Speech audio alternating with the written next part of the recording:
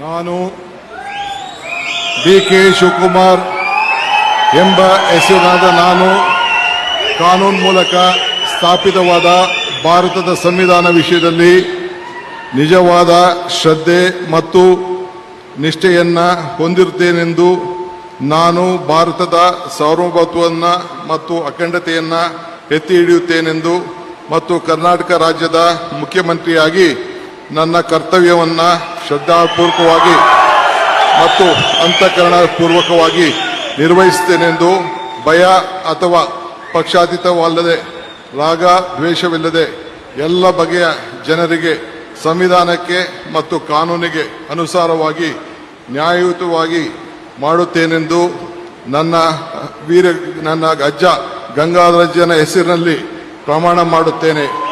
ಶ್ರದ್ಧಾಪೂರ್ವಕವಾಗಿ ಪ್ರತಿಜ್ಞೆಯನ್ನ ಮಾಡುತ್ತೇನೆ. ಮಾನ್ಯ ಮುಖ್ಯಮಂತ್ರಿಗಳು ಈಗ ಪ್ರಮಾಣ ವಚನಕ್ಕೆ ಸಹಿ ಮಾಡಲಿದ್ದಾರೆ.